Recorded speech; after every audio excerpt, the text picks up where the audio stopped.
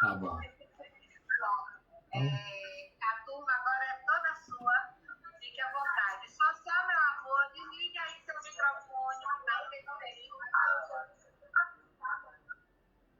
Solange, aí. Obrigada, minha linda. Pronto, Edson, é com você. pronto. Quem quiser ficar online, gente, por favor, fique. Vamos nos ver, vamos nos olhar. Já que a gente não pode se tocar, a gente não pode se abraçar, vamos pelo menos colocar a energia aí dos olhos para funcionar. Cadê você, Augusta? Marinal, vamos embora? Todo mundo aí aparecendo. Vamos lá, Edson, é com você. Então, boa noite a todos. Quero agradecer ao SEAD mais uma vez essa oportunidade. Pedir a Jesus que nos abençoe.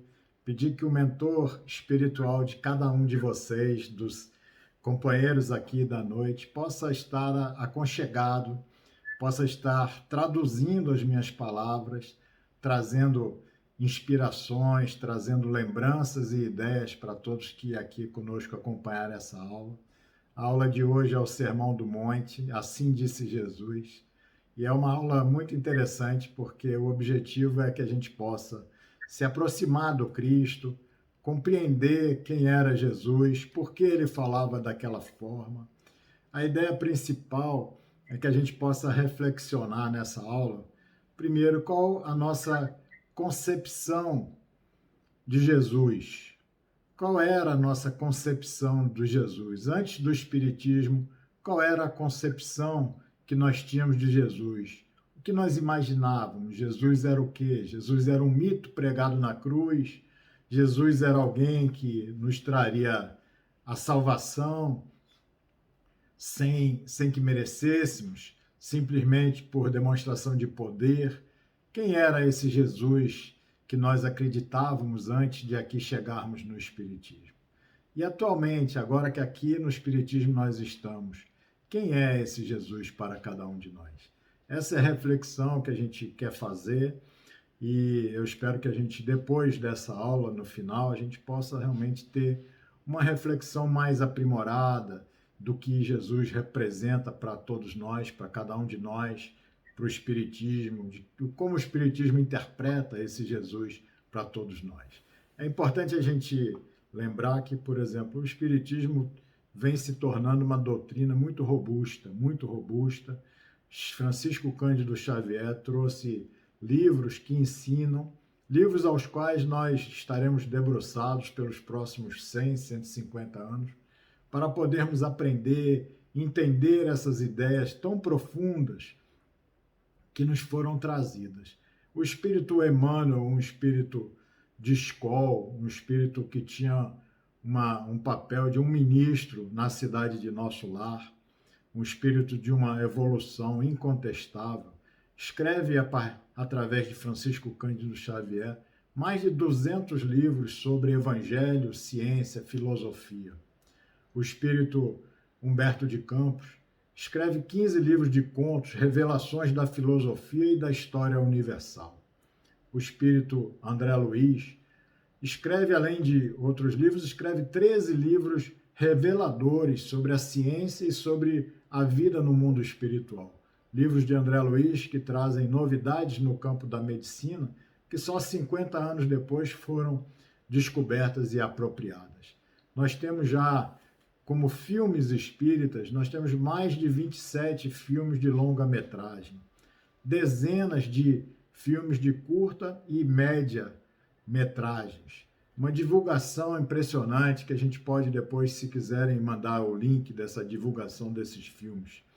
Nós temos, através do médium Divaldo Pereira Franco, livros fabulosos de Joana de Ângeles, que traz uma série psicológica com quase 20 livros, traz mais de 60 livros de mensagens e de instruções para todos nós. Nós temos, através de um escritor mundialmente consagrado, Victor Hugo. Victor Hugo, um escritor que é reverenciado no mundo inteiro, nos Estados Unidos, na França principalmente, porque era francês. Quando Victor Hugo desencarna, milhares de pessoas vão acompanhar o féretro de Victor Hugo por respeito à obra que ele nos legou. E o livro fabuloso, Os Miseráveis, vários outros livros. E Victor Hugo nos escreve através de médiuns, como Zilda Gama, escreveu 5 livros através de Zilda Gama, que é a reencarnação de uma filha de Victor Hugo. Vai escrever mais 4 livros através de Divaldo Pereira Franco, se não mais. Nós temos Amélia Rodrigues, uma grande educadora, que já escreveu 10 livros por Divaldo Pereira Franco e que traz conteúdos dessas lições do mestre, que são conteúdos fabulosos, porque ela vive numa colônia espiritual aqui em cima de Salvador, aqui em cima de onde nós estamos, a colônia espiritual Redenção. A colônia Redenção tem uma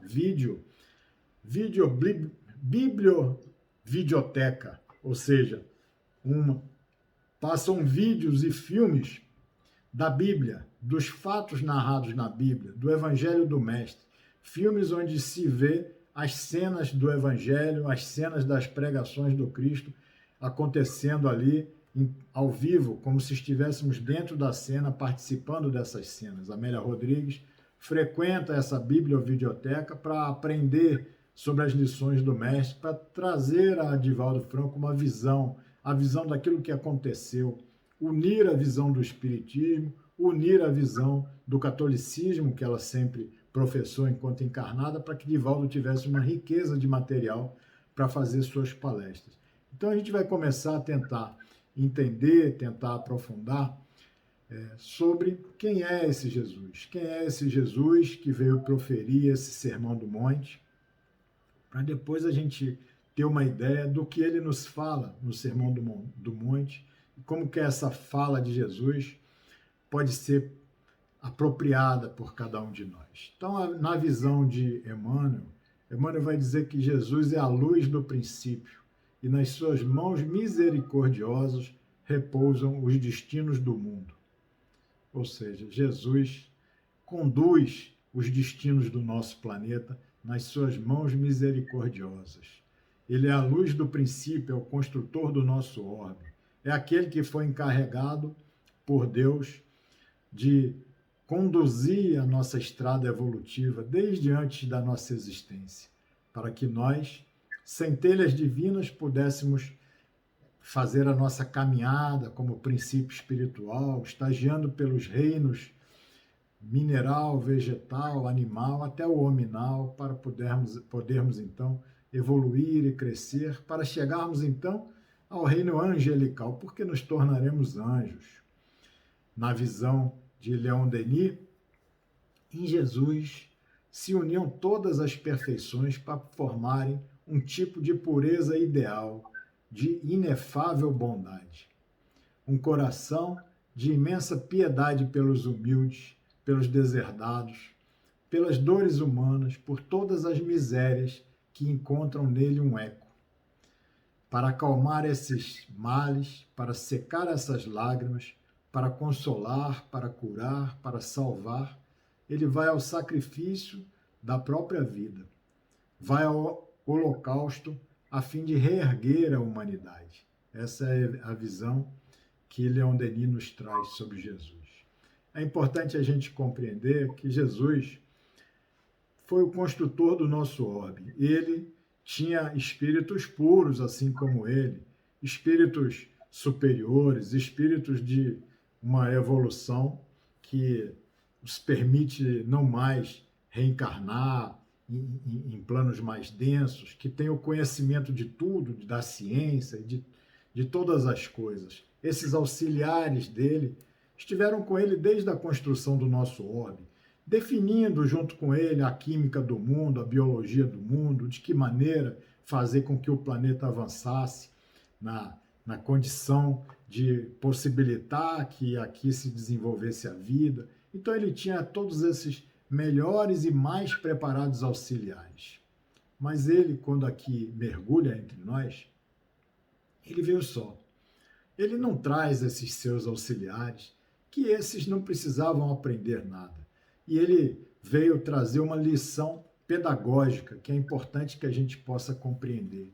Ele veio trazer a lição de ensinar ao homem bruto como nós, como Pedro, como aqueles discípulos, Ele veio ensinar ao homem a sua lição para que o homem possa erguer o próprio homem, para que o homem possa ensinar ao próprio homem. É isso que aqui fazemos, nós, com todas as nossas dificuldades evolutivas, mas aqui nós nos unimos nessa ideia pedagógica do Cristo de podermos, cada um de nós, dar um pouquinho que nós temos, no sentido de podermos auxiliar e nessa lição do Cristo, de fazer que possamos enxergar que está nas nossas mãos a melhora do nosso planeta, que nós construímos o nosso planeta e que não virão anjos celestes para fazer a transformação deste planetinha, do planeta Terra, que nós mesmos é que o faremos.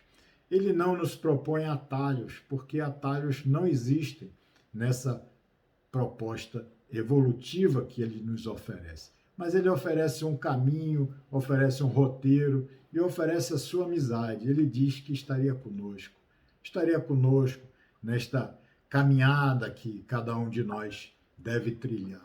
E é muito interessante porque ele divulgou verdades que ainda não tinham sido divulgadas em nosso planeta. E o seu ensino, um ensino complexo, um ensino difícil, se tornava acessível àqueles mais humildes, se não pela inteligência, mas pelo coração. Ele ofereceu um ensinamento que despiu este ensinamento de toda a complexidade, dando um caráter de simplicidade, onde o ensinamento poderia ser trilhado, poderia ser caminhado por cada um de nós a partir do sentimento, a partir do nosso coração. Não precisamos ter grandes dotes de inteligência, ter grande sapiência, como tinham os fariseus de sua época, para entender e caminhar nos ensinos do Cristo. Basta que tenhamos o nosso coração aberto para aceitar essa palavra que ele nos oferece. Ele ensinava de forma que o mundo não tinha conhecido ainda esta maneira de ensinar. Com amor, com doçura, com uma fé comunicativa, quebrando o gelo do ceticismo, eletrizando os ouvintes que todos ficavam arrastando-se atrás dele, buscando, querendo aprender com ele. Na visão de Paulo de Tarso, o Cristo é como se fosse o homem-deus. O Cristo é a representação do Deus próximo de nós. O Cristo é como se fosse a cabeça de uma igreja. Um só Espírito, um Deus Pai de todos, que age por meio de todos e que está em todos. Mas este corpo, que representa todos nós, tem uma cabeça. E a cabeça desse corpo, representado por cada um de nós, a cabeça é o Cristo.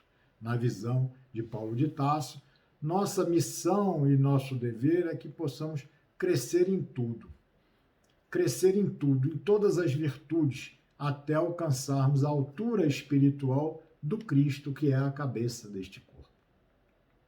Crescer também em conhecimento do Filho de Deus, que é Jesus, para sermos então pessoas maduras, alcançando esta maturidade que ele nos propõe, para não sermos crianças arrastados por ondas de qualquer vento, qualquer ensinamento falso. E que possamos abandonar, então, a nossa velha natureza e seguir com o coração e com a mente renovados. Christos, segundo a doutrina espírita, Christos significa ungido, termo hebraico, Messias, significa Messias, o enviado. Na questão 621, no Livro dos Espíritos, é perguntado onde está escrita a lei de Deus.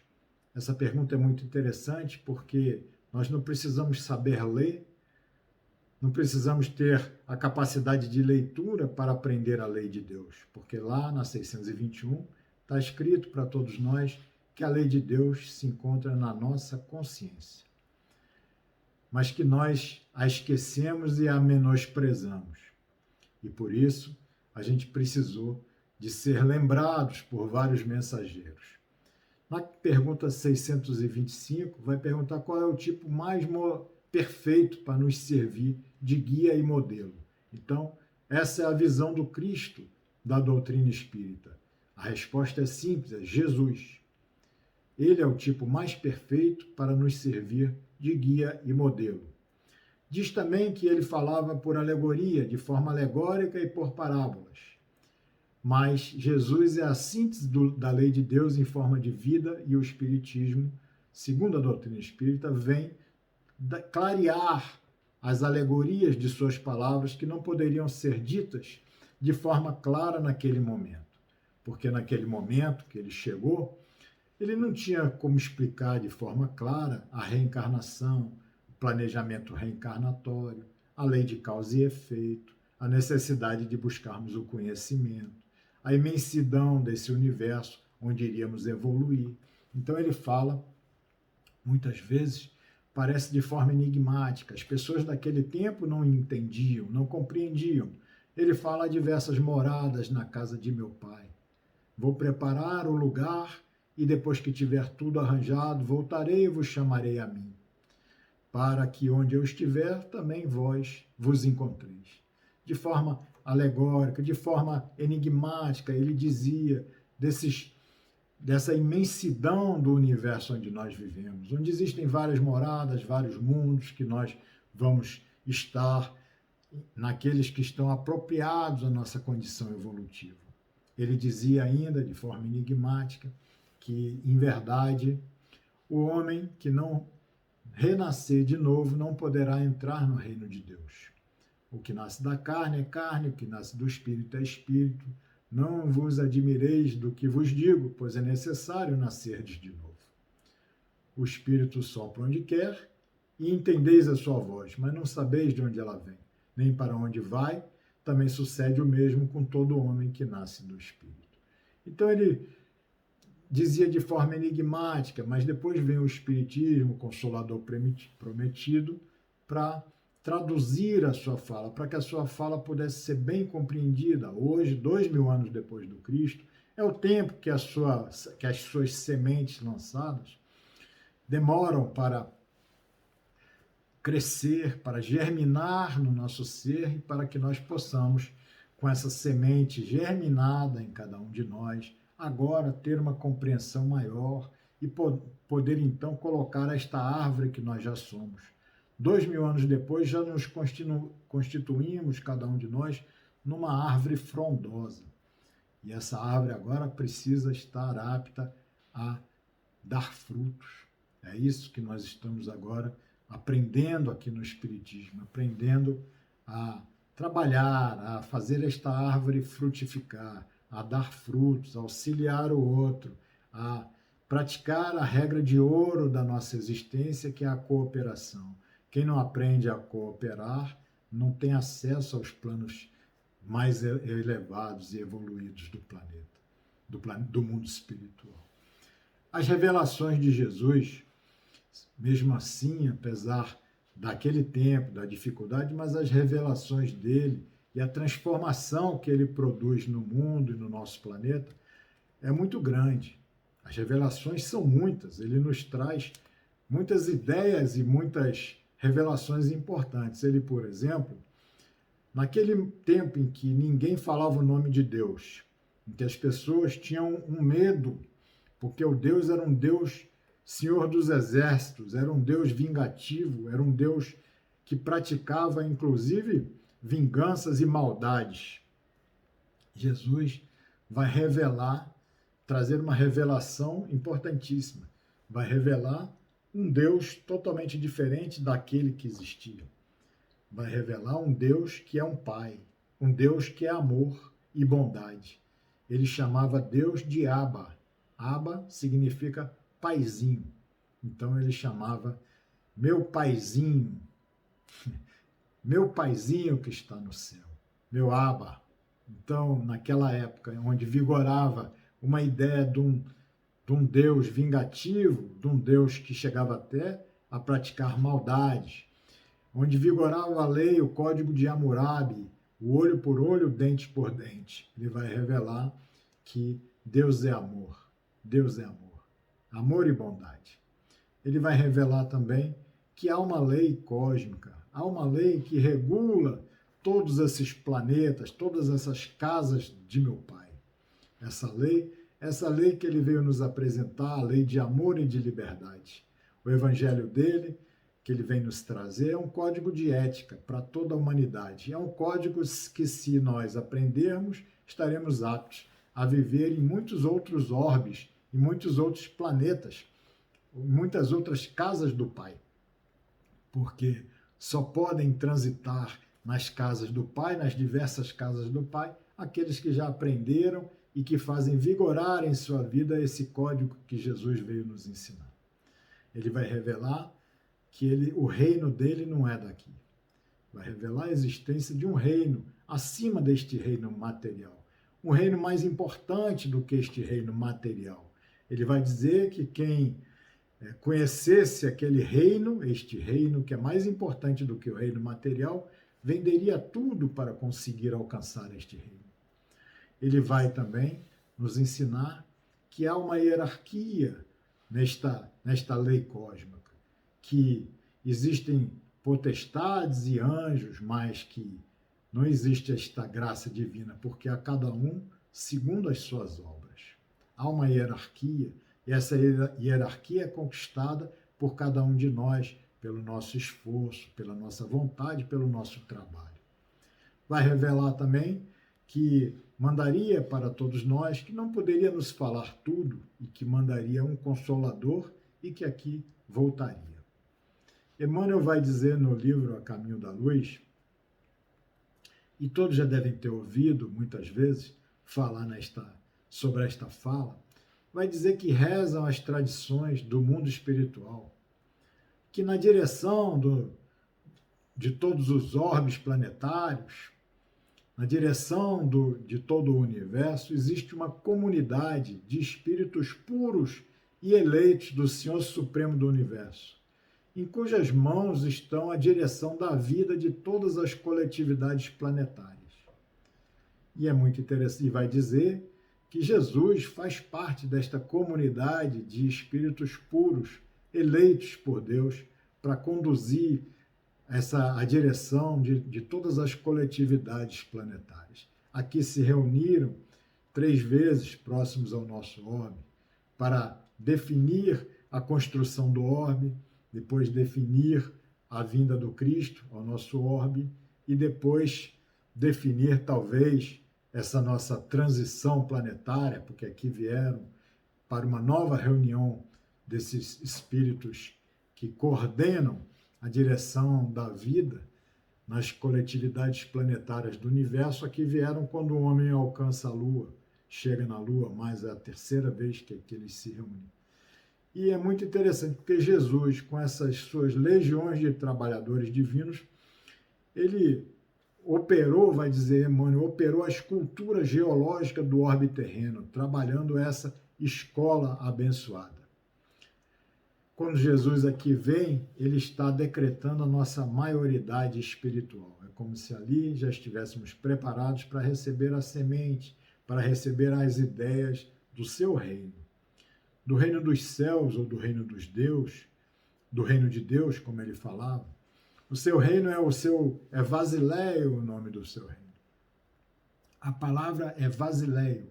Vasileio significa reinado, domínio, ordenamento. Não é a ideia de um reino no sentido físico, mas é a ideia de pessoas que vivem, não é essa ideia de pessoas que vivem num reino dominadas, mas uma ideia de um reino onde as pessoas aceitam uma orientação e desejam fazer aquilo totalmente felizes, confiantes, convencidas de que estão fazendo o certo. Jesus aqui veio para dar, segundo ele, testemunho da verdade. É um reino que nós construímos dentro de nós. É um reino que não vem com mostras exteriores, como ele nos diz.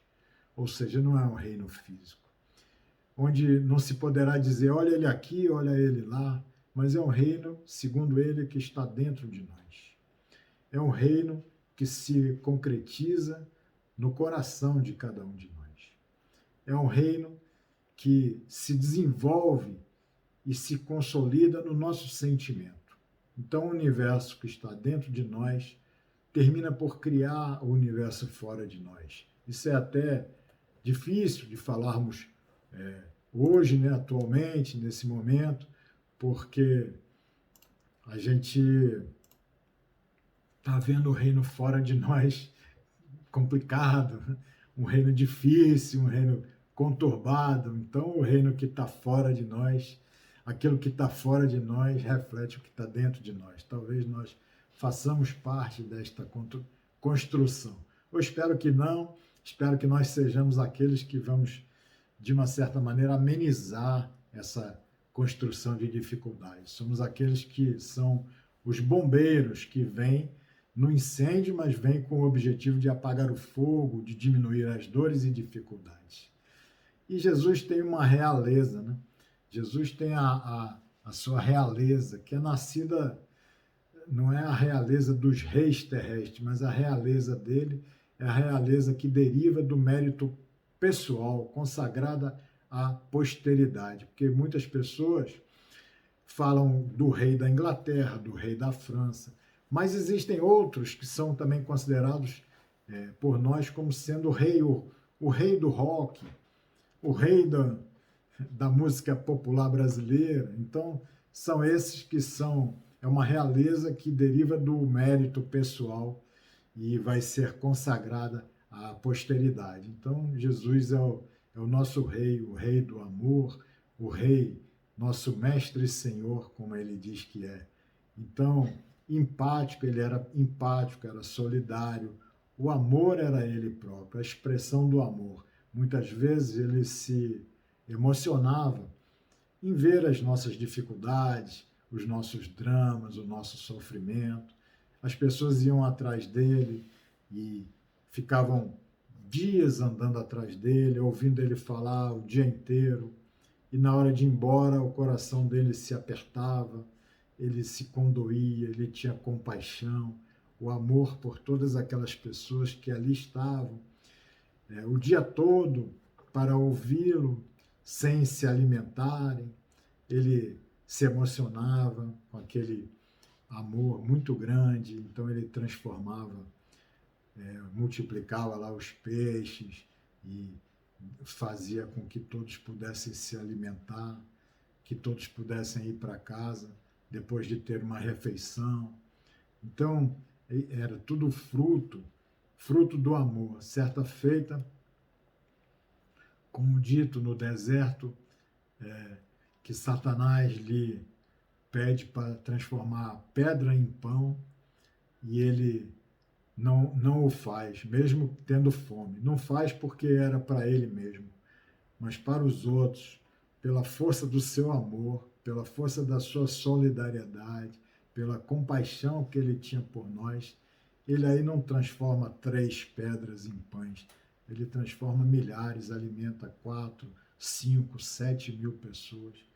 Esse é o amor em direção ao outro, é um exemplo que ele nos dá, que faz a gente realmente produzir milagres. São esses os milagres que ele faz. Mas ele não produzia milagres.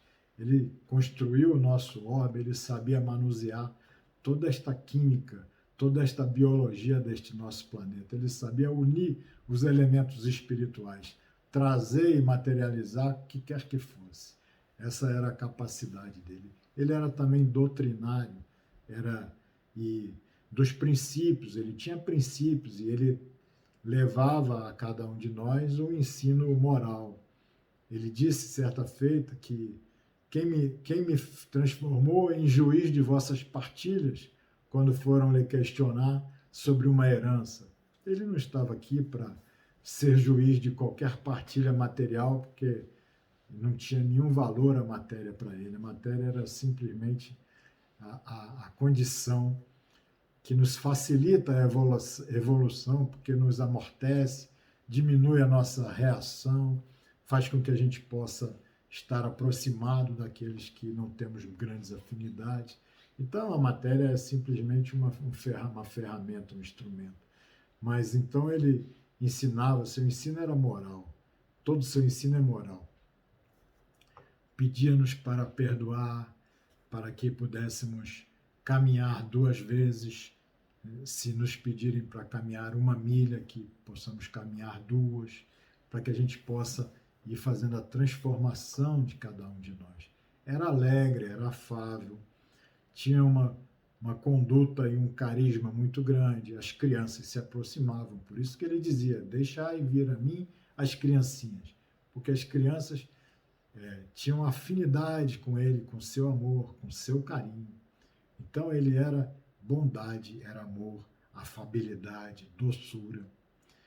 E o advento do cristianismo, que ele inaugurou para nós com as suas falas, com o seu ensino, teve resultados no nosso planeta incalculáveis, porque ele trouxe ao mundo a ideia do amor, a ideia do acolhimento, essa ideia humanitária, porque a partir de sua morte, os seus discípulos criam a Casa do Caminho, próxima de Jerusalém, que recebia todos os doentes, todos aqueles que estavam condenados e relegados a ficarem afastados de qualquer pessoa, afastados da sociedade. Lá eram recebidos, eram cuidados, eram tratados com dignidade.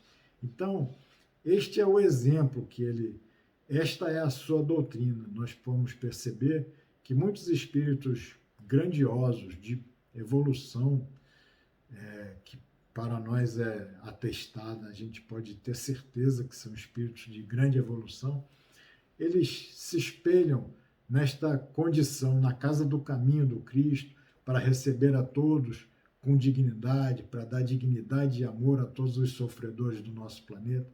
Madre Teresa de Calcutá vai receber milhares de pobres lá na cidade de Calcutá, na Índia, e vão dizer para ela, certa feita, se tinha pobreza lá na Índia, em Calcutá, quando ela chegou, e se 30 anos, 40 anos depois continuava a ter pobreza, se ela tinha mudado alguma coisa. Ela diz: eu não sei, porque a gente não contou quando a gente chegou se tinha pobreza, e também agora a gente não verifica se tem mais pobreza ou se tem menos pobreza. Mas a única coisa que eu sei é que todos aqueles que por nós foram acolhidos e que morreram com dignidade e com amor. Uma palavra de afeto e de amor. Diz ela também que muitas vezes os nossos esforços parecem uma gota, né, levada por um beija-flor a um oceano, mas que o oceano sem essa gota seria menor.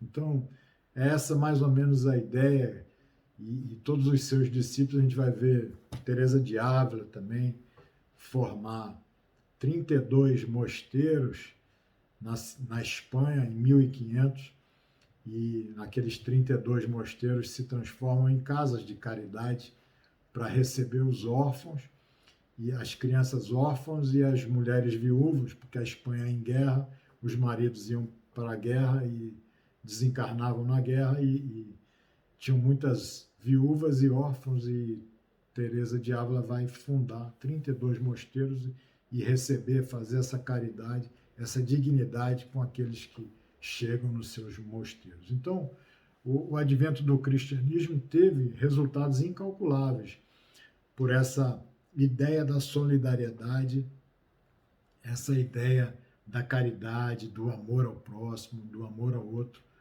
Então, essa ideia humanitária, os antigos não conheciam em toda essa plenitude. Essa ideia vai fazer a transformação, ela vai crescendo, ela vai se intensificando, ela vai sendo melhor compreendida, e aí a nossa sociedade vai ganhando uma condição melhor, vai ganhando, é como se o evangelho fosse penetrando aos poucos, é como se a ideia de Jesus fosse aos poucos penetrando em cada um de nós e transformando o organismo social do nosso orbe.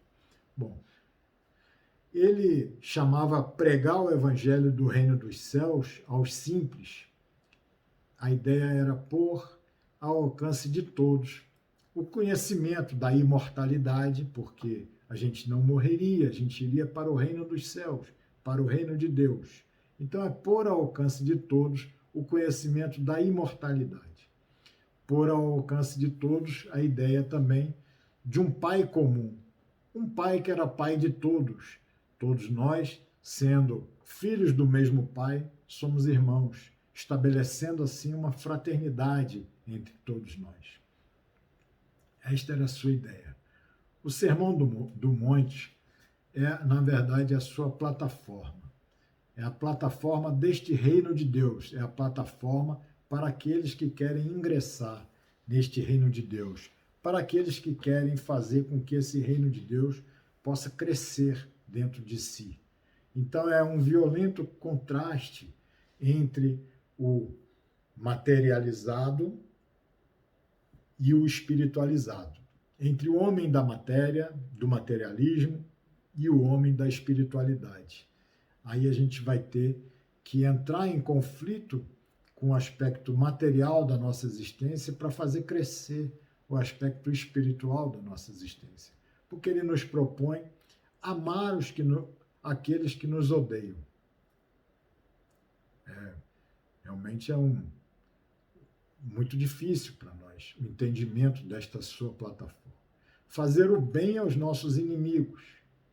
Ele nos propõe ceder a túnica àquele que nos roubou a capa. Ou seja, alguém nos leva a carteira, a gente fala, espera, leve também o celular. Então, é realmente uma ideia muito profunda. É uma ideia que vigora nos planos celestes, nos mundos superiores. Ele nos propõe sofrer mais uma injustiça ao invés de revidar. Nós somos instinto, basicamente, o instinto nos trouxe até aqui. E como o instinto nos trouxe até aqui, desta maneira, na maneira de lutar pela nossa sobrevivência material, e aprendemos então a revidar, aprendemos a lutar, aprendemos a não ceder a nossa túnica, e muito menos entregar a nossa capa. Nós aprendemos a odiar aqueles que nos odeiam. Nós aprendemos a fazer o mal a todos os nossos inimigos. E aí, Jesus vem nos oferecer uma ideia completamente distante, que é o oposto disso. É realmente muito difícil. Então, é como se fosse também, do ponto de vista psicológico, é como se fosse a gente, então, saber diminuir o nosso ego, ajustar os ensinamentos de Jesus, fazem um ajustamento do aspecto egóico da nossa personalidade. Jung vai dizer para nós que onde reina o amor, não há vontade de poder. Porque, na verdade, o contrário do amor não é o ódio, mas é a vontade de poder. Onde domina o poder, falta o amor. Então, o contrário do amor é exatamente o domínio, o poder sobre o outro. Eu mando no outro. Então, a sombra, um é sombra do outro. O amor é a sombra da vontade de poder. Então, a gente vai diminuir, ajustarmos-nos aos ensinamentos de Jesus, é diminuir o aspecto egóico da nossa personalidade, diminuir o ego de cada um de nós, diminuir o poder que queremos estabelecer sobre a vida dos outros e nos ajustarmos, então, à lei do amor. Ao invés de querer dominar, queremos só amar, cooperar, ajudar. E se aquela ajuda não precisa ser da forma que nós queremos ajudar, mas da forma como querem que nós ofereçamos a nossa ajuda. Então, amar não é fazer ao outro aquilo que ele precisa da forma como eu quero fazer. Amar é fazer da forma como ele me solicita, da forma como ele me pede. E nós só sabemos estabelecer relações de poder. Nós queremos amar a partir do exercício do poder sobre o outro. É muito difícil esse nosso crescimento. Kardec vai entender que é tão difícil, a gente tem que entender que o Sermão do Monte é o ensino moral de Jesus. Isso é tão importante, isso é tão fundamental, que, por exemplo, no Evangelho segundo o Espiritismo, que Kardec nos oferece, todos os capítulos praticamente do Evangelho segundo o Espiritismo, são retirados, o título desses capítulos está retirado do Sermão do Monte. Então, não vim destruir a lei, o primeiro capítulo, está no Sermão do Monte. Bem-aventurados os aflitos, está no Sermão do Monte. Todas as bem-aventuranças, os pobres de espírito, os puros de coração, os mansos, pacíficos, misericordiosos, está no Sermão do Monte. Amai os vossos inimigos, o capítulo 12, Sermão do Monte. Que a vossa mão esquerda não saiba que faz a vossa mão direita, Sermão do Monte. Fora da caridade, não há salvação. Sede perfeitos, muitos os chamados, poucos os escolhidos. Não separeis o que Deus uniu. Não coloqueis a candeia debaixo do alqueire. Buscai e achareis, pedi e obtereis. O Sermão do Monte está presente. Ele vai titular, vai ser o título de cada capítulo do Evangelho segundo o Espiritismo. Porque o Evangelho segundo o Espiritismo vem trazer para todos nós o ensinamento moral. O ensinamento moral de Jesus. E o ensinamento moral é aquele que não pode ser desvirtuado nem atacado. Esse é o ensinamento que nós devemos incorporar na nossa existência. Então, fora desses, dos títulos retirados do Sermão do Monte, existem outros capítulos que não tiveram seus títulos retirados do Sermão do Monte, mas com um objetivo muito justo, porque precisamos destes capítulos para entender as bem-aventuranças. Por exemplo, nós precisamos entender meu reino não é deste mundo para que possamos entender as bem-aventuranças, porque nós estaremos, a partir da prática das bem-aventuranças, construindo a nossa existência verdadeira e feliz num reino que não é deste mundo. Há muitas moradas na casa do meu Pai, mesma coisa. A partir das bem-aventuranças, nossa condição e capacidade espiritual de mudarmos de orbe planetário e irmos para um plano mais evoluído, mais superior, nós, então, podemos ir para essas muitas moradas. Ninguém pode ver o reino de novo, o reino de Deus, se não nascer de novo. É outro pilar fundamental para o entendimento dessas bem-aventuranças e do ensino moral do Cristo. E o outro pilar fundamental é o Cristo Consolador, que é o capítulo onde vai nos dizer que o Cristo é o Consolador prometido. Ele é quem nos traz toda esta ideia. Então, para que a gente, essa lógica na estruturação do Evangelho segundo o Espiritismo, ela é admirável, né? Porque antes desses capítulos traz os 4 pilares para a compreensão das bem-aventuranças e da plataforma de Jesus, da sua plataforma, da sua doutrina, que é exatamente o Sermão do Monte. Primeiro pilar, não vim destruir a lei. Por quê? Porque as leis morais são invariáveis, com aplicação em todo o universo divino. Lei moral é como se fosse uma lei física, a lei da gravidade. A lei moral é uma lei também que não se modifica em qualquer orbe que estejamos. Aquela lei moral ela vai prevalecer e ela vai vai ter o seu valor, né? Meu reino não é deste mundo. Óbvio, porque todas essas palavras, como nós falamos, de Jesus se referem a essa vida futura, a essa moral cósmica. Há muitas moradas na casa de meu Pai.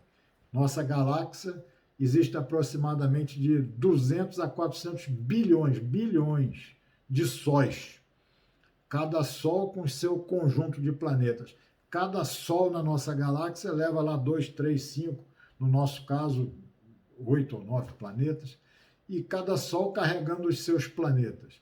Existem 200 a 400 bilhões de sóis só na nossa galáxia. Existem, sei lá, 1 trilhão de galáxias. Então, esse universo gigantesco, que naquela época não se tinha ideia, e que Jesus vai dizer, há muitas moradas na casa do meu Pai, é nesse universo gigantesco que nós estamos desenvolvendo a nossa caminhada e a nossa evolução. E ninguém pode ver o reino de Deus se não nascer de novo. Uma série de encarnações, porque para desenvolvermos uma habilidade, fica claro para todos nós, quando aqui estamos na doutrina espírita, depois de um certo tempo, nós vamos tendo uma compreensão bem clara que uma vida é muito pouco para podermos conquistar uma condição evolutiva satisfatória.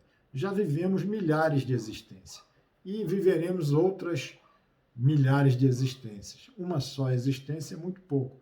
Muitas vezes nós passamos uma série de encarnações, 4 ou 5 encarnações, para nos capacitarmos para desenvolvermos uma habilidade. Então nós vamos numa série de 2, 3, 4 encarnações para podermos nos libertar de determinado vício, para podermos conquistar determinada virtude. Então uma vida seria muito pouco. E no Evangelho, Kardec ele tem uma lógica admirável, porque ele vai alterar a ordem das bem-aventuranças. Porque ele vai reconhecer ali nas dores, nas aflições, como sendo a nossa maior dificuldade, o nosso maior problema. Então, ele coloca essa aflição, bem-aventurados os que choram, bem-aventurados os aflitos, na frente, para que a gente possa entender. Então, bem-aventurança. Qual o significado de bem-aventurança? Na filosofia grega, quer dizer felicidade. A origem vem da palavra makarios. Makarios, em grego, que significa sentir-se em estado de satisfação plena, a qual não pode ser desestabilizada por fatores externos. Essa é a palavra. Mas o termo feliz, em grego, existe uma outra palavra, que se chama eudaimonia, e que diz respeito a uma sensação de satisfação proporcionada por um acontecimento momentâneo. Por essa razão que ser bem-aventurado não é ser feliz por um acontecimento momentâneo. Já que a durabilidade da satisfação representada por cada termo é diferente. Então, na verdade, o termo significa felicidade em função de algo que não pode ser desestabilizado. A segunda metade da bem-aventurança vai explicar a bênção que desfrutam aqueles que exibem aquela determinada qualidade. Então, bem-aventurados os aflitos. A segunda parte é a bênção que tem aqueles que são aflitos, porque serão consolados. Então, se você tiver essa condição de estar aflito, sem rebeldia, sem revolta, você pode ser feliz, porque então você será consolado. Então, no sentido hebraico, ele dá uma ideia muito mais clara para a gente. Bem-aventurança, no sentido hebraico, quer dizer em marcha, quer dizer abençoado, quer dizer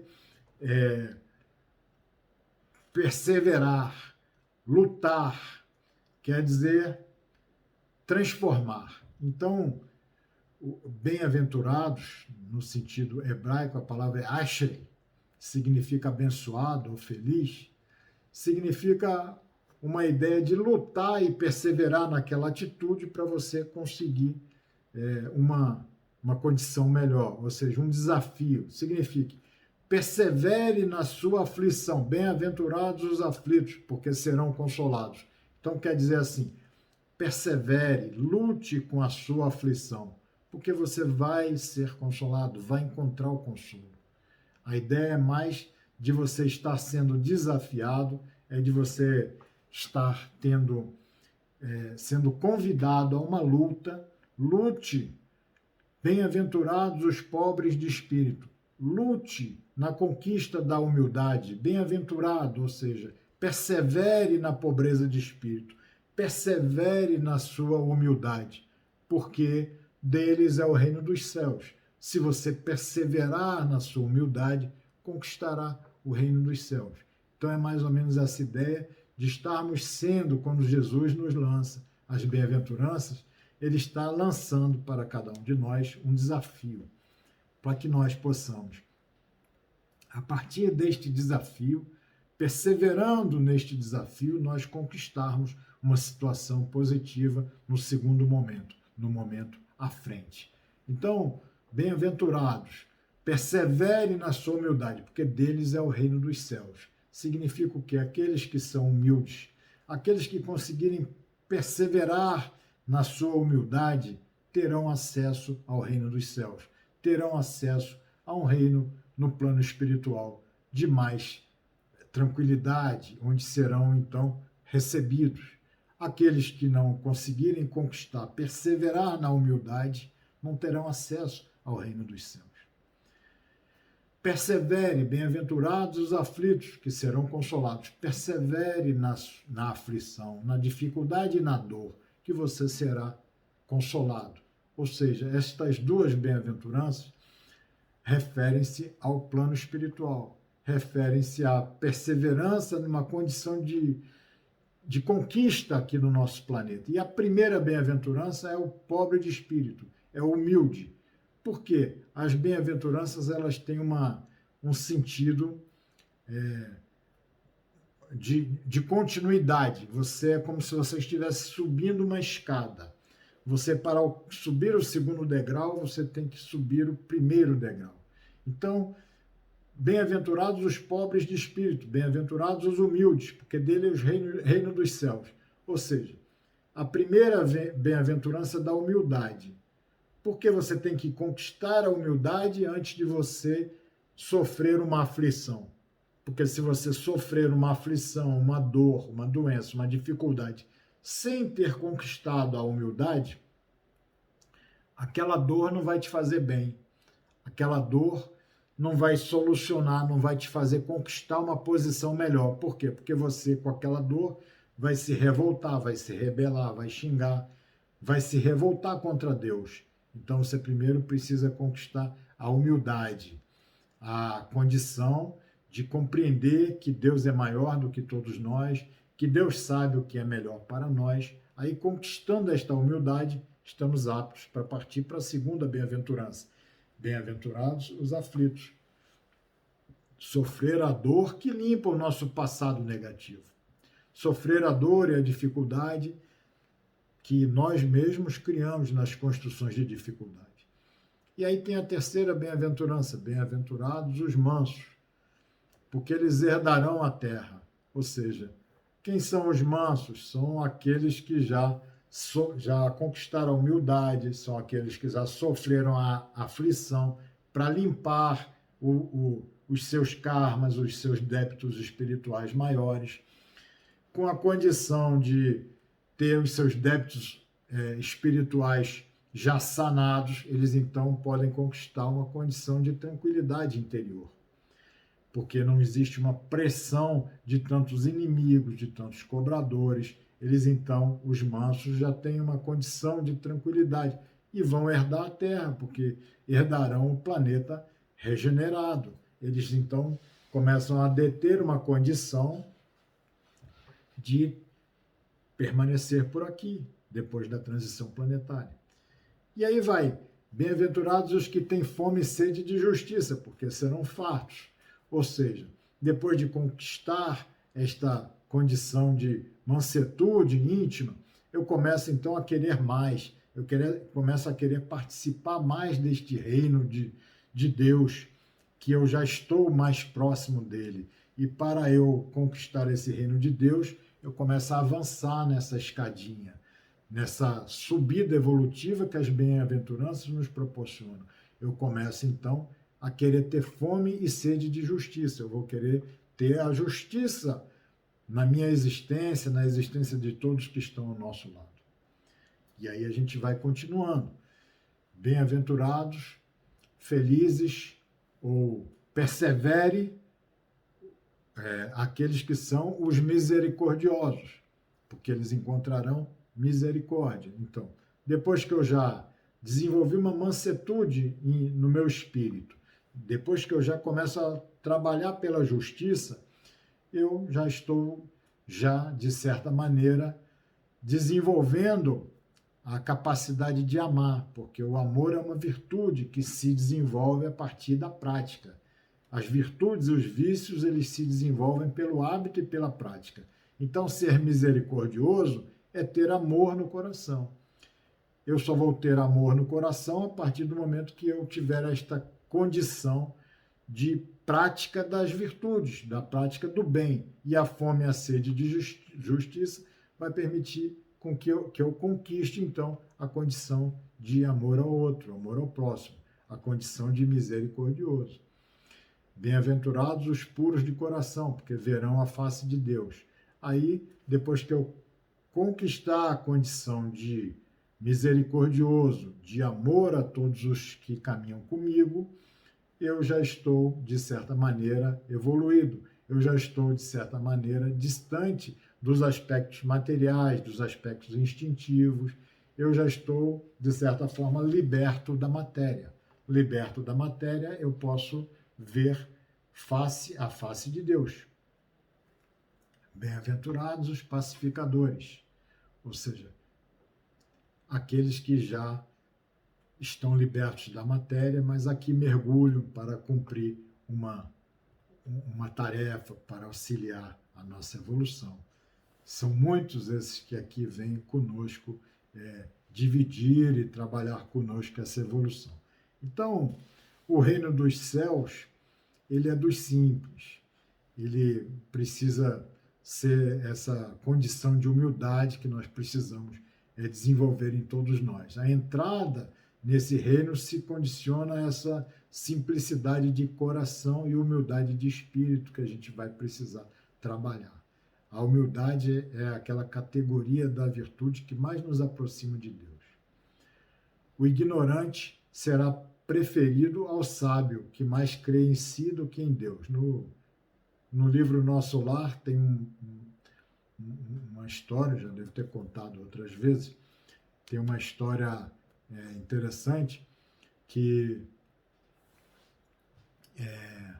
um espírito de uma razoável condição intelectual estava para ser admitido lá na cidade Nosso Lar, chegou no departamento da regeneração. O departamento da regeneração tem uma parte do subsolo do departamento que é mais próxima a um umbral denso, onde tem alguns espíritos lá chegam e lá são levados, espíritos de condições difíceis. Alguns são permitidos ingressar, outros não. E um espírito de uma condição intelectual maior, né, com mais conhecimento, lá chega, e um outro de uma condição de intelectual de menos conhecimento, com menos capacidade intelectual desenvolvida, até um pouco grosseiro, um pouco rude, e os dois espíritos estão lá pleiteando para entrar e serem aceitos na cidade de Nosso Lar. E aquele que é até um pouco grosseiro, ele é aceito, ele é convidado a entrar, e aquele que tinha uma condição intelectual mais desenvolvida não é aceito. E aí os espíritos, André Luiz fica um pouco impressionado com aquilo que ocorreu, né? E vai dizer àqueles que estão lá coordenando esse trabalho que ele não entendeu o porquê, e aí eles vão explicar para ele, não, porque esse que até tem um aspecto mais grosseiro, mais rude, mas ele é uma pessoa que já tem uma humildade, já tem uma simplicidade própria, desenvolvida nele, nós vamos pedir ele para realizar determinada tarefa, ele vai cumprir a contento. Ele vai se submeter às orientações e vai tentar se melhorar. Já o outro, que tem uma condição intelectual mais privilegiada, ele tem uma arrogância muito grande, ele não desenvolveu ainda a simplicidade, a humildade, e nós não podemos permitir que ele entre, porque ele vai desorganizar vários trabalhos por aqui. As tarefas que forem entregues a ele, os grupos que ele estiver inserido, vão ser desarmonizados, porque ele ainda não aprendeu a cooperar, ainda não aprendeu a respeitar as orientações, vai querer modificar as ordens da maneira como ele acha, porque ele pensa que ele sabe mais do que os outros, que ele tem a condição de definir aquilo que é melhor ou não. Então, ele não pode entrar. Então, você vê como é que a humildade é importante. A humildade é porta de acesso para o plano espiritual superior. Interessante que a gente precisa entender que tem uma questão no livro dos Espíritos que eu acho muito importante. É uma questão sobre os espíritos que não não estão preocupados com a questão evolutiva. Os espíritos ociosos, aqueles que não se preocupam em trabalhar, não se preocupam em estudar, não se preocupam em crescer do ponto de vista espiritual. E aí, sobre esses espíritos ociosos, a questão 564, a resposta é que esse estado ele é temporário.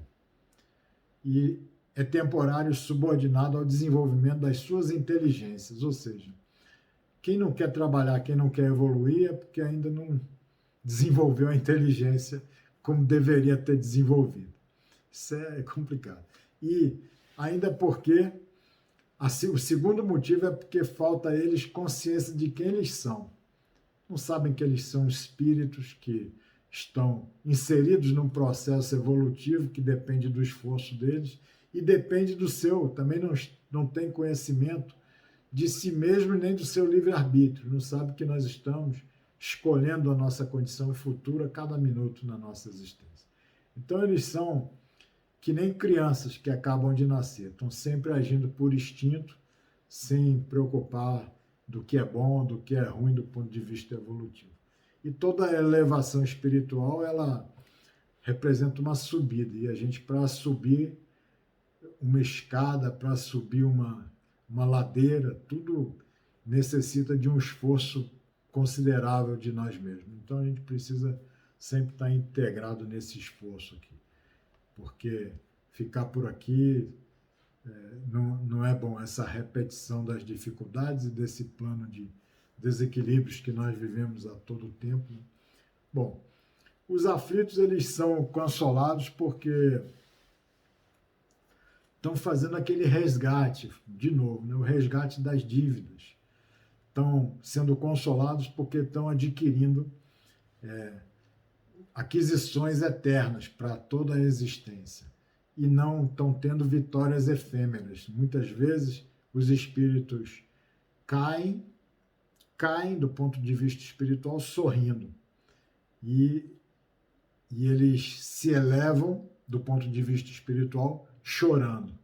Então é interessante a gente entender. E aí Kardec coloca, depois do Bem-aventurados os aflitos, ele coloca o Cristo Consolador, o capítulo, para nos dizer que toda aflição que a gente viva, que a gente tem um Consolador. Nós temos um irmão mais velho que nos orientou, nos ensinou qual é o caminho que nós devemos seguir.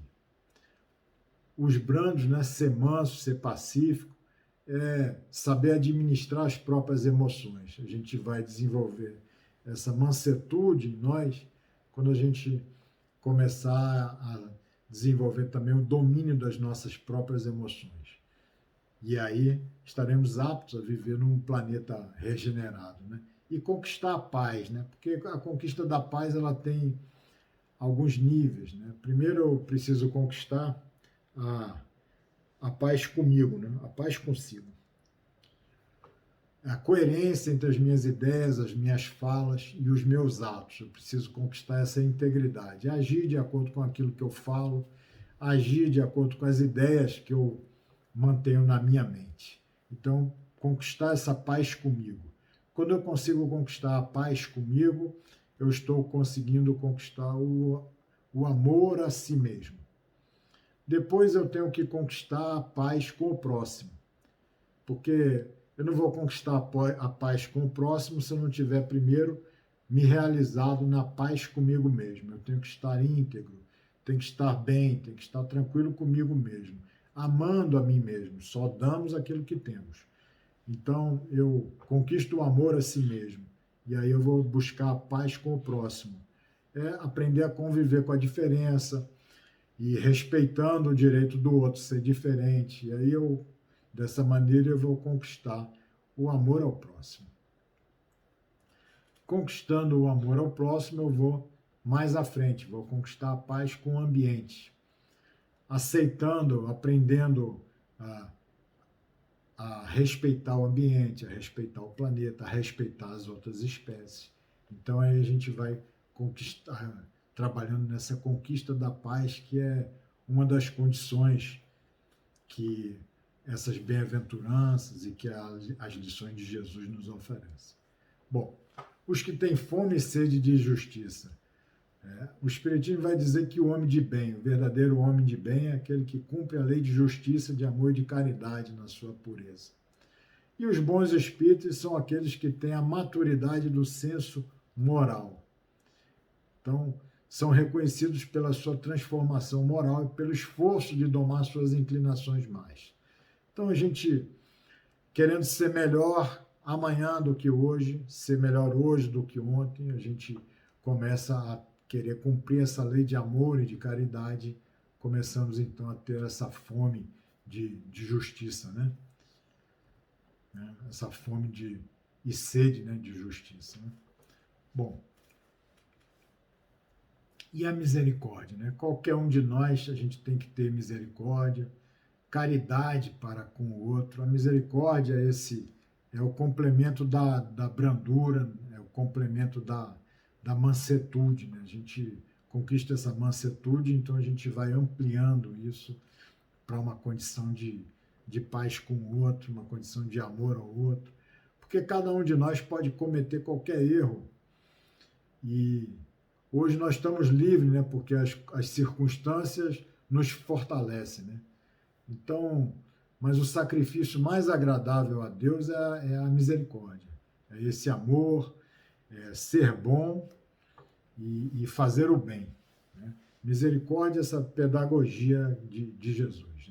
É esse amor, toda a doutrina, toda a plataforma dele está centrada nesse amor. Normalmente a gente transforma esses ensinamentos, que são puramente espirituais, puramente para o nosso íntimo, para o nosso sentimento, para o nosso intelecto, a gente transforma tudo isso em atos exteriores. Então, como sempre foi mais difícil a gente seguir esses compromissos do ponto de vista íntimo, esse compromisso de transformação de si mesmo, a gente transforma tudo isso numa atitude exterior. Era isso que os fariseus faziam. Eles tinham aqueles compromissos de todos aqueles rituais, das mãos lavadas, de fazer isso, fazer aquilo, de ficar a determinados metros de um do outro no dia de sábado por conta do trabalho, não podia caminhar mais do que não sei quantos metros. Então, são aspectos exteriores que terminam por nos distrair daquilo que é a realidade, daquilo que é o mais importante, que é a reforma e a transformação íntima de nós mesmos, que é bater no nosso orgulho, bater nas nossas dificuldades. Então, Elias pregava o arrependimento dos pecados.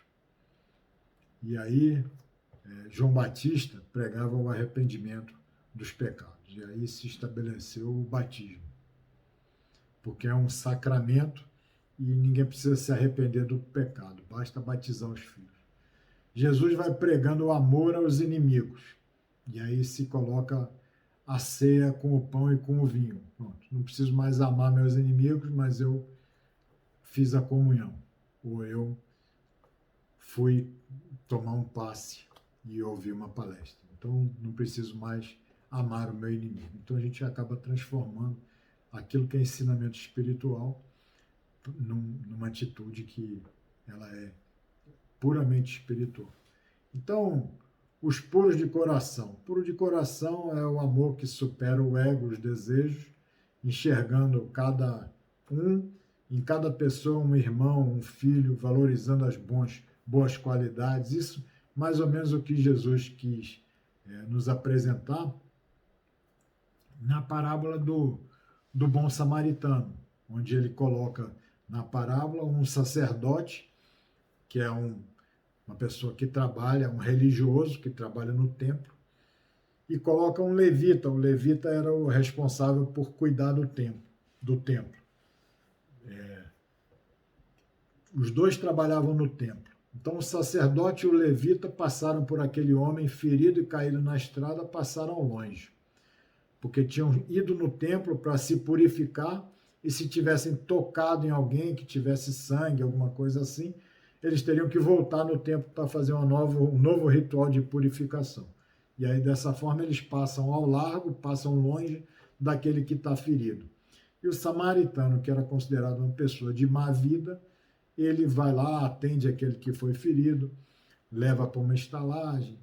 E aí Jesus vai dar esse exemplo para mostrar como que aquela pureza ritual que eles pregavam não tinha nenhum sentido, nenhum cabimento. Ela afastava eles da caridade e vai apresentar para eles o samaritano, que era considerado uma pessoa impura, mal visto por aqueles que eram os judeus, e como sendo aquele que pratica a lei de Deus. Então a ideia é mais ou menos essa, né? Porque a gente, para compreender a natureza íntima de Deus, ainda falta para cada um de nós um sentido, é o que vai nos dizer o Livro dos Espíritos.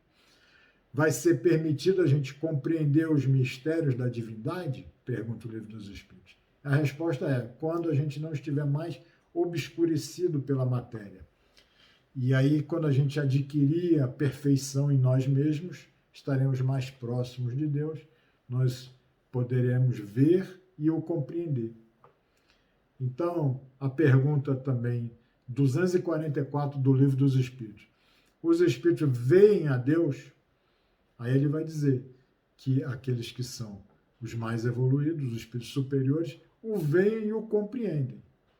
Já os outros, os imperfeitos, o sentem e o adivinham. Nós só temos condições de adivinhar a Deus. Né? Então, a outra ideia importante é a gente entender, vou falar com vocês rapidamente aqui, de Marta e de Maria. Jesus ia sempre na casa de Lázaro. E lá, Lázaro com as irmãs Marta e Maria, que eram seus amigos, era uma das poucas casas que ele pernoitava e que ele muitas vezes lá ia. E certa feita ele vai lá, Maria começa a conversar, Maria assenta-se nos seus pés. Era um costume hebreu que quando os mestres davam aulas sentados num banco e as crianças assentados aos pés do mestre. Então, Maria assenta-se aos pés de Jesus e Marta fica distraída nos afazeres domésticos lá. E Marta ainda, enquanto Maria estava ali absorvendo aquelas lições que Jesus estava dando, as suas falas, sua palavra, palavras de vida eterna, Marta ainda vai brigar, ainda vai falar, Senhor, não te importas que ela tenha me deixado servir sozinha? Ainda vai chegar ao ponto de querer dar uma ordem ao Senhor e Mestre Jesus. Ordena-lhe que venha me ajudar. E aí Jesus vai dizer, Marta, Marta, andas inquieta, te preocupas com muitas coisas, mas só uma é necessária. Poucas coisas são necessárias. Não, só uma é necessária. Maria escolheu a boa parte, que não lhe será tirada.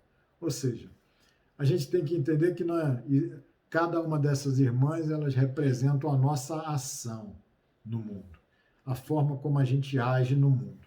Marta é a nossa ação no mundo, muitas vezes em desequilíbrio, atabalhoados, sem pensar naquilo que nós estamos fazendo. Às vezes tem um mestre ali do nosso lado querendo nos ensinar uma lição importante e a gente está tão atabalhoado nesse mundo que nós vivemos, tão atrapalhado com tantas coisas na nossa cabeça que nós não percebemos aquele mestre que está nos dedicando uma lição importante. Então, Marta muitas vezes representa essa nossa ação no mundo, mas uma ação atabalhoada, uma ação de certa forma desorganizada, exagerada, sem ser uma ação equilibrada. E Maria representa a nossa ligação com o alto, com Jesus, nossa ligação pela oração, pelo estudo, pelo aprendizado. São essas duas forças que nós movimentamos no mundo e que precisamos aprender a utilizar para obter um resultado projetado. Né? Essas duas potências, a gente tem que saber equilibrar esses dois aspectos do nosso ser. Não ser somente Maria, que vamos ficar orando, sem realizar o trabalho que nos cabe. Nós precisamos realizar o trabalho que nos cabe, mas não vamos também só realizar o trabalho que nos cabe, de forma a não ter nenhum tempo para a gente parar, orar, estudar e nos conectarmos com o aspecto espiritual do nosso ser. Todas as atividades em excesso, sem alma, sem coração, sem o sentimento presente, terminam por nos desequilibrar, terminam por nos fazer, não nos acrescentar em nada. E a gente já aprendeu essa disciplina que Jesus tenta nos ensinar. A ideia é essa. Já aprendemos essa disciplina? Já aprendemos Séries? Já aprendemos Solange? Já aprendemos Marinalva? Já aprendemos Augusto? Já aprendemos Angelina? Já aprendemos Gabriela? Já aprendemos essa lição? A gente já sabe caminhar de acordo com o conteúdo moral dessa lição do Cristo, em obediência àquilo que ele nos propõe? Ou a gente caminha de acordo com as nossas próprias diretrizes? Hoje eu faço porque eu estou de bom humor, amanhã não faço.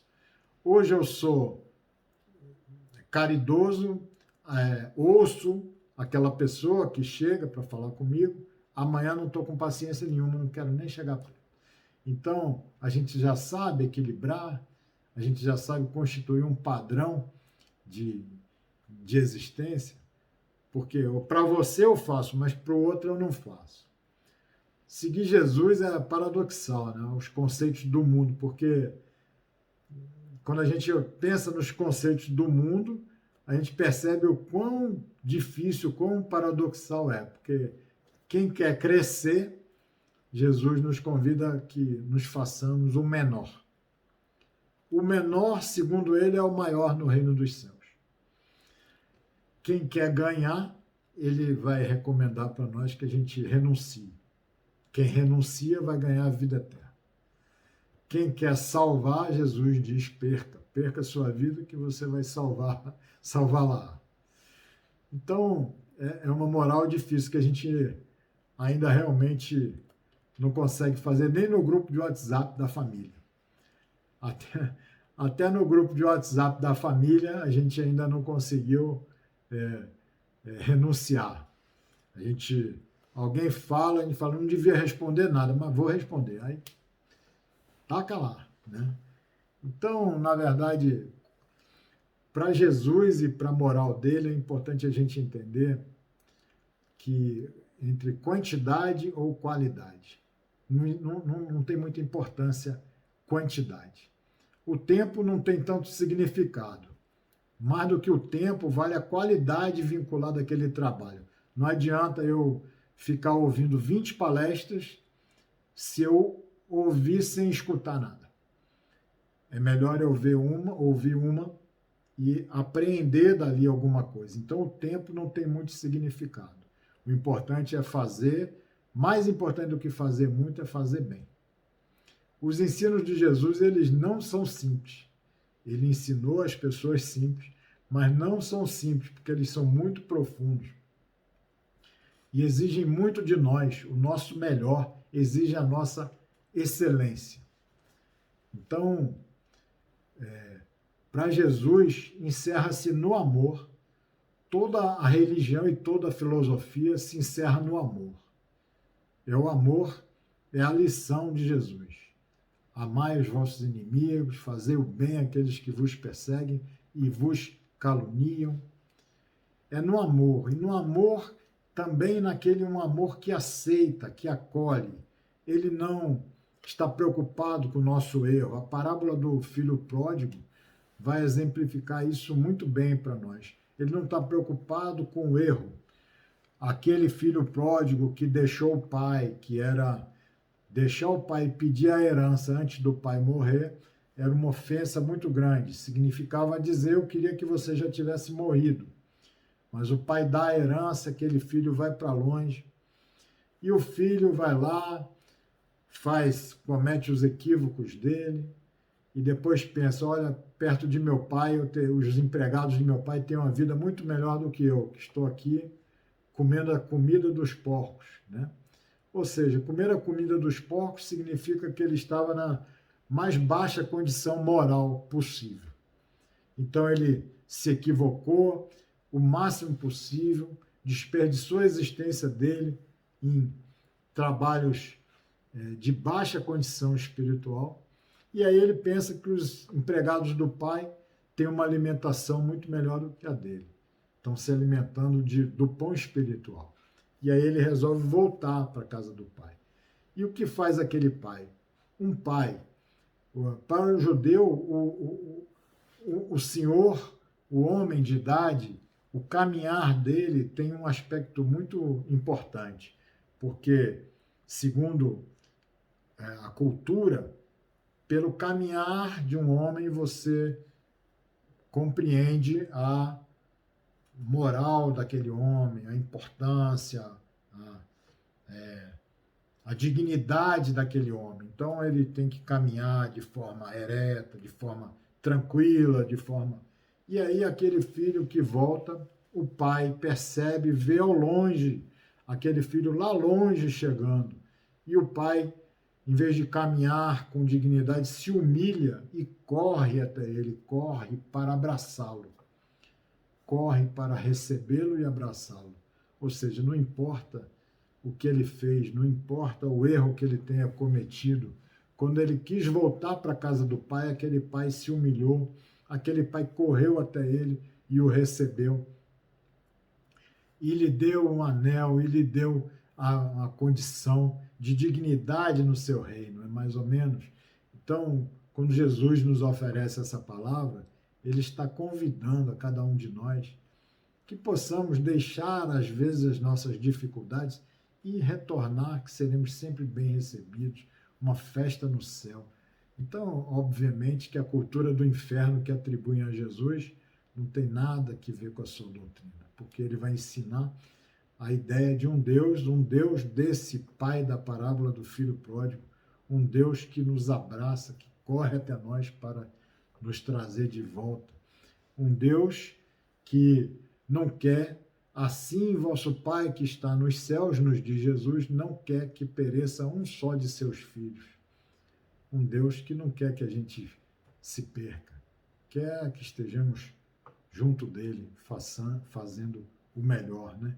Então, é mais ou menos essa a ideia da palavra de Jesus, do Sermão do Monte, que é essa ideia a plataforma, toda a doutrina dele se resume a esse Sermão da Montanha, que vai do capítulo 5 ao capítulo 7 de Mateus. Depois, Jesus, nos seus atos e na sua caminhada, ele vai aprofundando essas lições, lançando parábolas, lançando essas parábolas que são comparações a essa doutrina que ele já coloca no início, no capítulo 5 lá de Mateus, toda essa doutrina dele, toda essa plataforma que ele defende para nós. Então, essa é a ideia. Quero saber se está tudo bem, se alguém quer colocar alguma coisa. Podem ficar à vontade para colocar alguma coisa, alguma pergunta, alguma ideia, alguma contribuição. Podem colocar para que a gente possa caminhar para o fim. Alguém quer colocar alguma coisa? Se resume, na realidade, se resume no amor, né? O amor maior, né? O amor ao próximo, em todos os sentidos, né? Mas nós ainda somos muito pequenos, né? Para entender. Eu acho que ainda temos muito que caminhar, muito que aprender para poder chegar perto, nem que seja um pouquinho, né? De todo esse amor que Jesus tentou nos ensinar na época. E até hoje vem nos ensinando. Mas é interessante que, assim, uma lição importante é que o amor é uma virtude, né?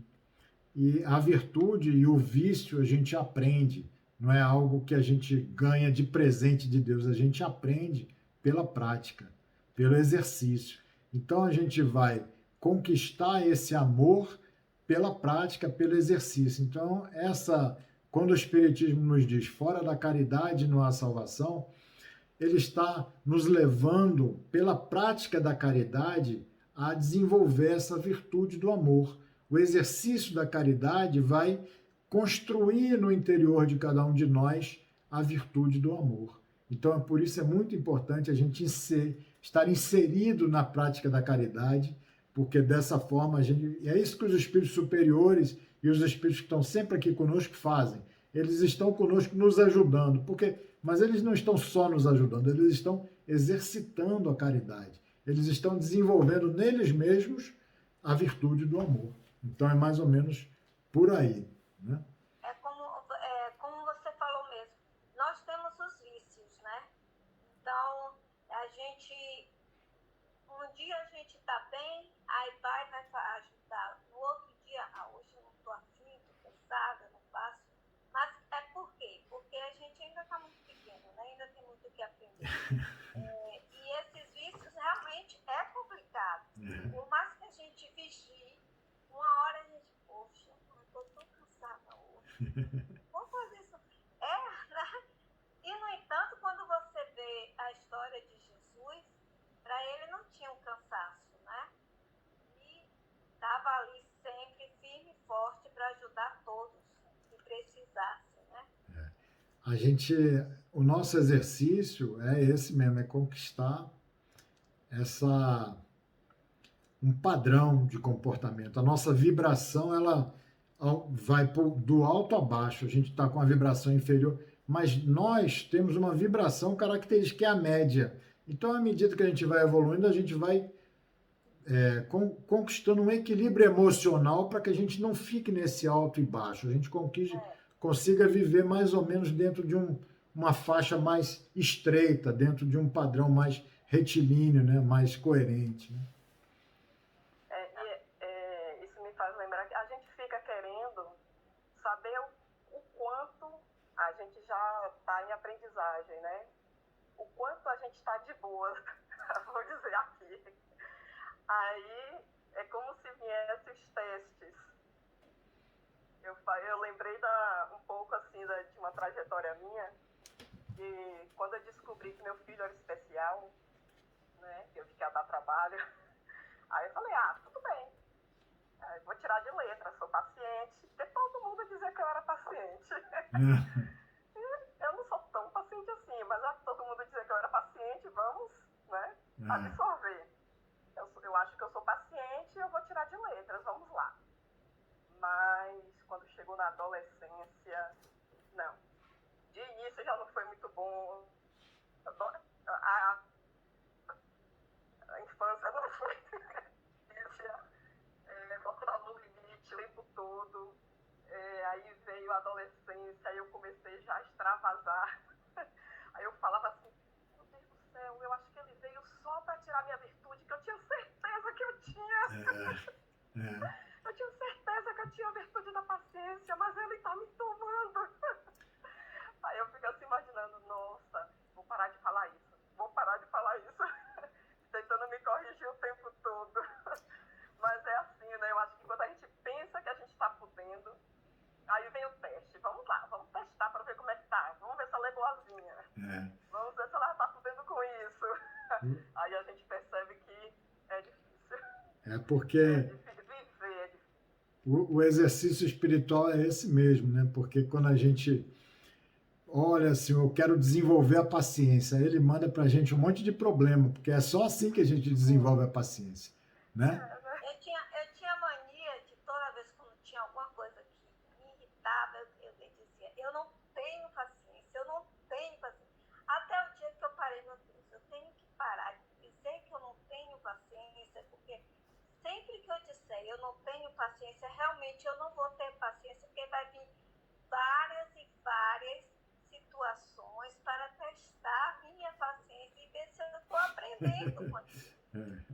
E na realidade, depois que eu comecei a pensar desta forma, diminuíram mais certas situações que estavam fazendo com que eu perdesse essa paciência toda, né?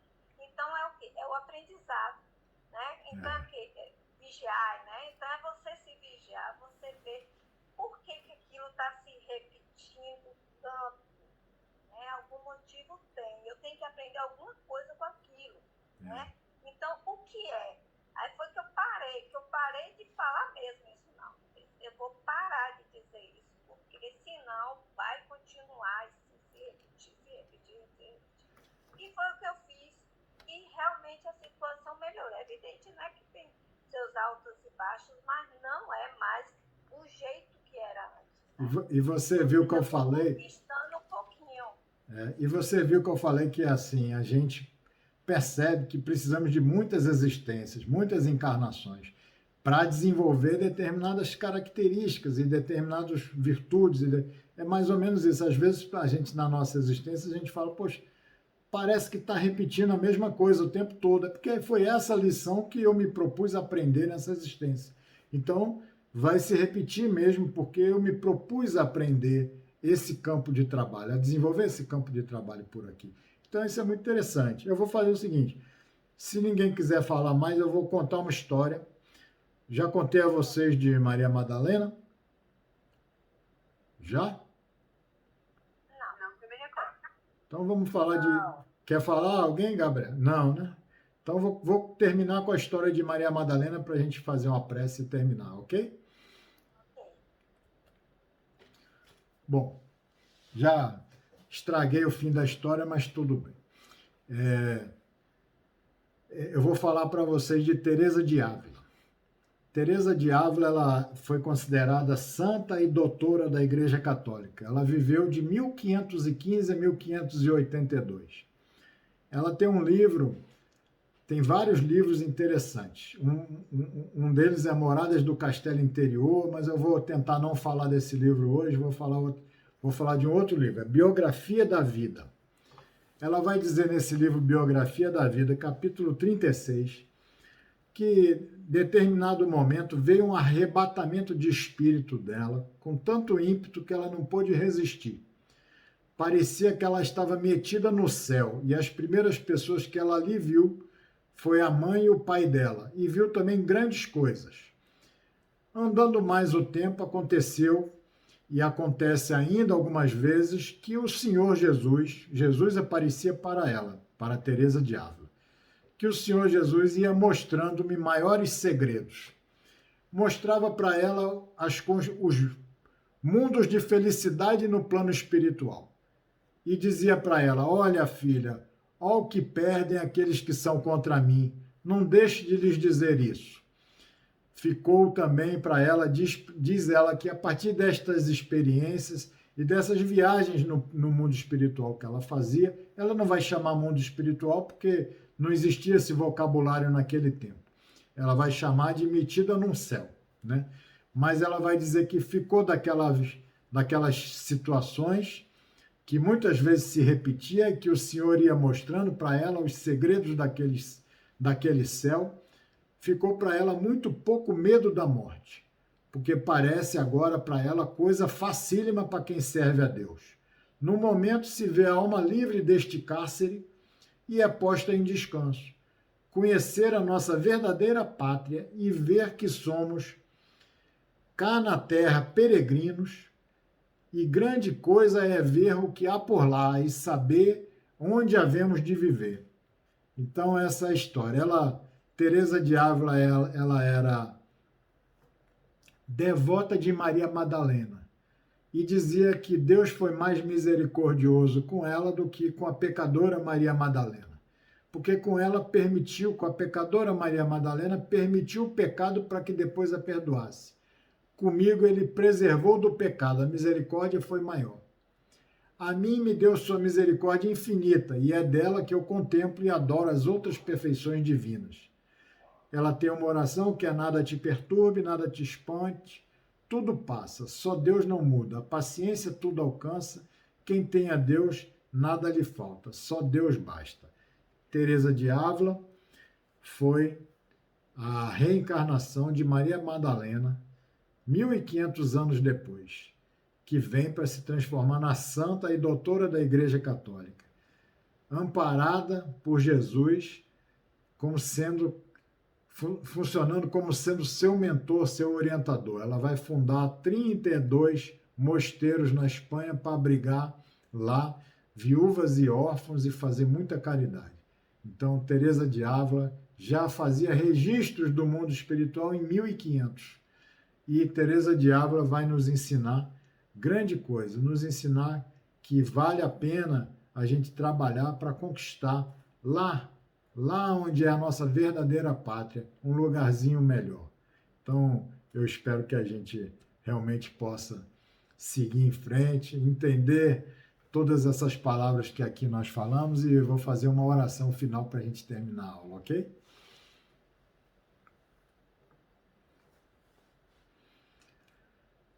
Mestre amigo Jesus, abençoa-nos, Senhor. Nós que hoje, pelo pensamento, pela inspiração, pela vontade de nos aproximarmos de Ti, muito próximos de Ti, estivemos. Senhor, não nos permita afastar-nos de Ti. Faze, Senhor, que a Tua doutrina, que o roteiro de luz que nos enviaste, possa ser cada vez mais claro em nossa mente. Que nós possamos, pelo nosso esforço e boa vontade, desenvolver as virtudes que necessitamos. Que nós possamos trabalhar, Senhor, cada vez mais em harmonia com aquilo que nos legaste por ensinamento. Esteja conosco, proteja, Senhor, a cada um de nós, a nossos familiares, proteja nosso país, todo o nosso planeta. Esteja conosco hoje, agora e sempre, que assim seja. Gratidão. Obrigado, viu? Eu agradeço a todos. Obrigado. A aula foi linda. Eu nunca tinha passado por essa aula. Que bom, que bom, que bom. Adorei. Todas essas virtudes é de Maria, né? É de Teresa de Ávila, Teresa de Ávila. que é Maria Madalena. Muito boa essa história. Eu não tinha ouvido essa história. Eu também não. Depois tem uma melhor ainda, porque ela ficou 42 anos, até os 42 anos no mosteiro, quando ela passa na frente de um quadro de Jesus, estava pensando até em deixar o mosteiro, ela vê um quadro de Jesus, aquele quadro dele martirizado por Pilatos, e aí ela olha para ele, se emociona e fala assim, Senhor, por que sofres tanto? E aí ele aparece na frente dela, em espírito, e diz para ela, sofro porque vieste para cá, para esse mosteiro aprender a conversar comigo, e ficas de conversa no parlatório. A partir de agora não precisarás mais conversar com os homens, a partir de agora conversarás com os santos que colocarei para lhe ensinar. E aí, a partir daquele momento, ela começou a ter aqueles êxtases. Santa Teresa de Ávila tinha aqueles êxtases, aquela mediunidade, e ela começou então a ser ensinada pelos santos. Ela depois sai daquela ordem, monta uma ordem para ela só, ela com mais 11 freiras. Ela, quando rezava no quarto dela, na cela dela, as freiras ficavam pelo buraco da fechadura, olhando ela rezar e queriam aprender como ela, porque quando ela rezava, ela saía da cama e ficava levitando assim. E Jesus se apresentou para ela, porque ela era Maria Madalena, aquela grande amiga dele, e ele auxiliava muito. Muito linda a história dele com ela, e a história dela é linda. Muito linda mesmo. Eu acho que tem um filme, né? Acho que sim. Ela era muito Vou ver esse espirituosa. também.